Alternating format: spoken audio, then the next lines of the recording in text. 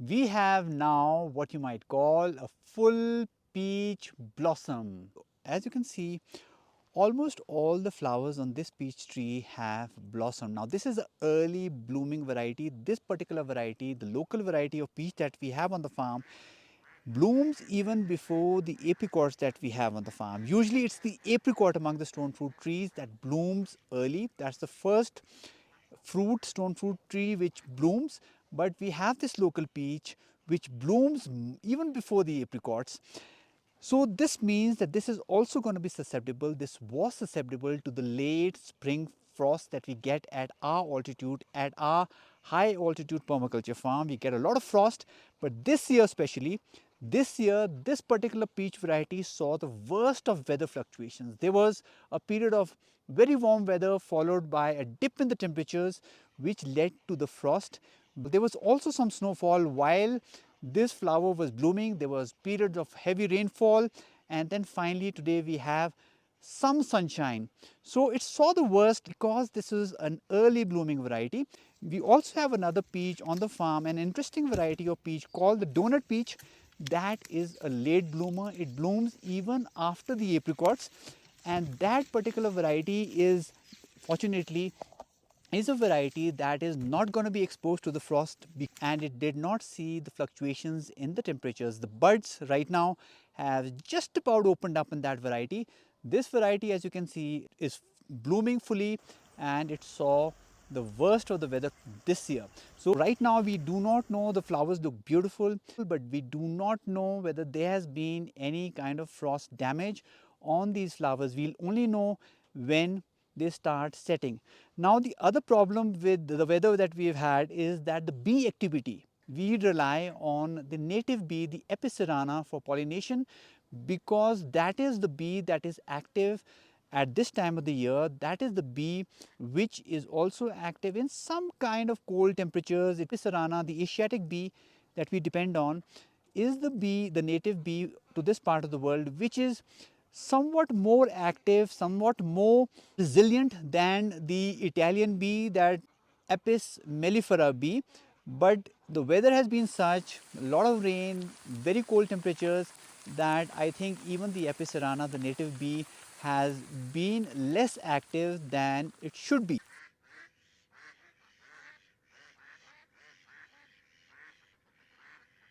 As far as the flowers of the peach tree are concerned, do you know that they are called the perfect flowers?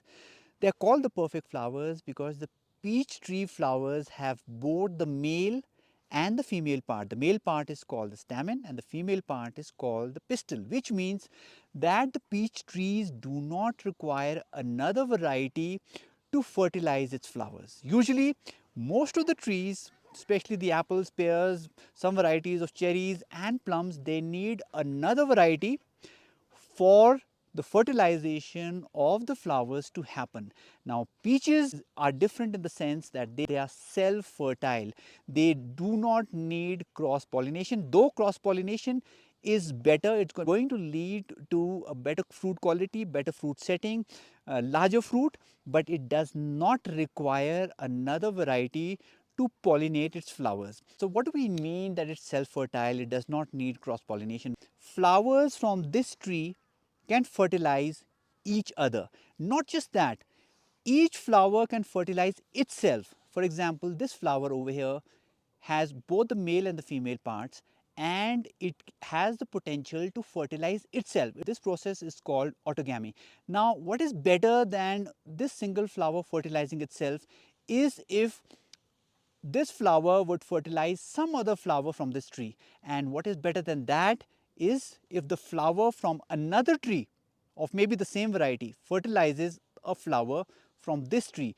Now the ideal scenario, best pollination for this tree would happen if a peach tree of a different variety would fertilize the flowers from this tree, because the resulting fruit would then be much better, the setting would be much better. Now because that particular variety would have different genetic characteristics which would benefit the production of a better quality fruit for this peach tree. So in a sense, these flowers do not really rely so much on the pollinators, the bees, for the pollination. They can also be wind pollinated. For example, wind can transfer the pollen from the male part of this flower onto the female part of the same flower and fertilize it. But ideal scenario is if the bee does the pollination. Bees are more efficient, bees go to many flowers, and like I said, the ideal scenario can happen where pollen from another variety of peaches can come and fertilize the flowers on this tree, which is going to lead to a better quality of fruit. But unfortunately for us, this is that peach tree, and this, as you can see, has not yet opened its flowers. This is still in what is called a pink bud stage. So the bloom time of this peach tree is not overlapping with the bloom time of the peach tree that we were with before, which means that pollen transfer is not going to happen, and our local peach is not going to benefit from the pollen of this different variety that we have over here, and vice versa. As you can see, it has not yet blossomed.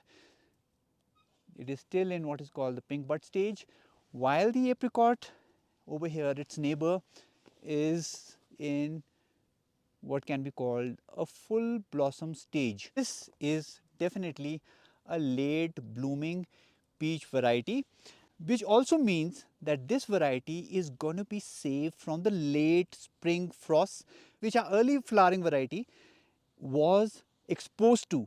It was also exposed to the fluctuations of the weather, the snow, the rain, the dip in the temperatures and whatnot.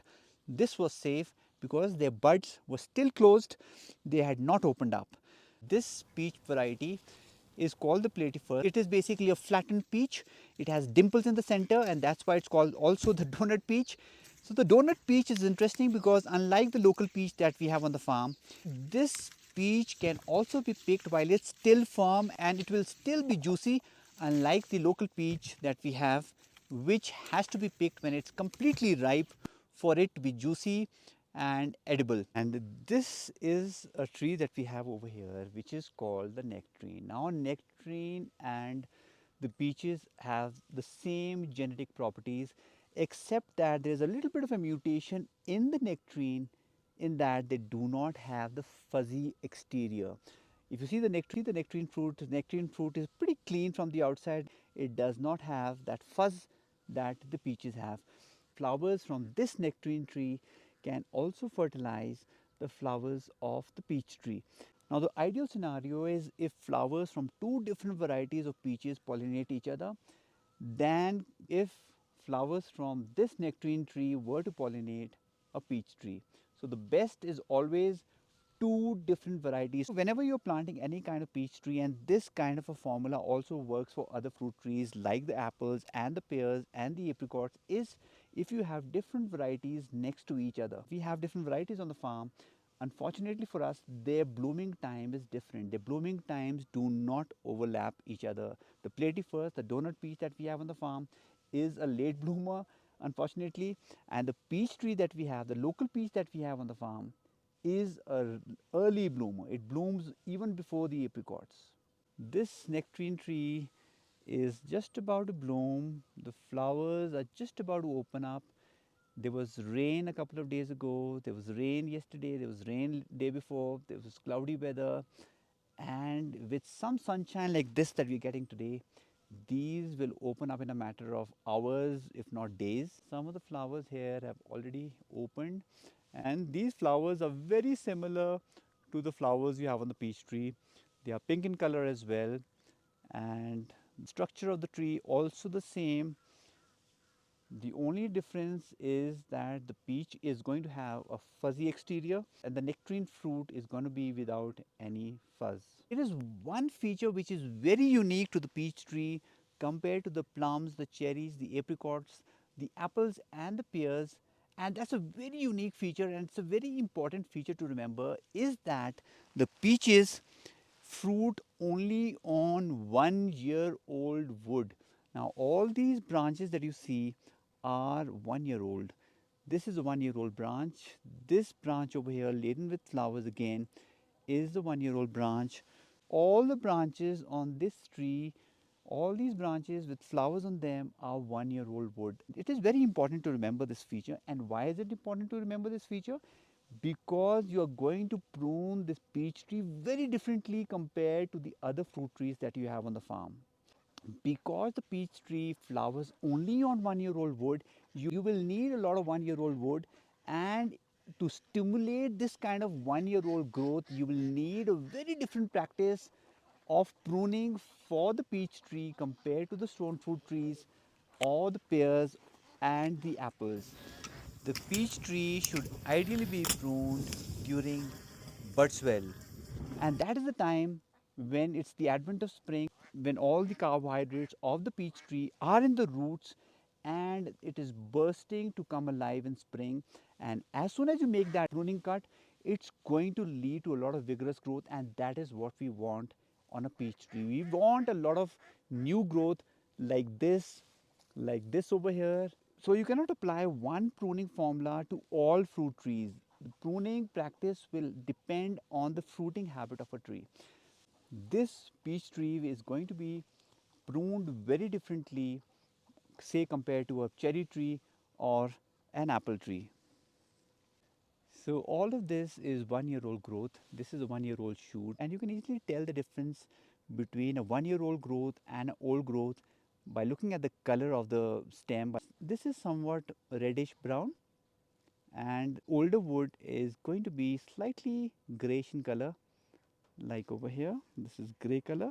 All of the flowers are sprouting on 1 year old wood alone.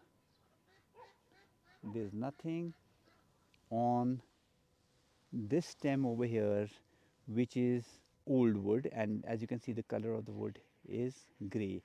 This one is brownish red, and it's a 1 year old growth. This is the one that's going to bear you any flowers or the fruit.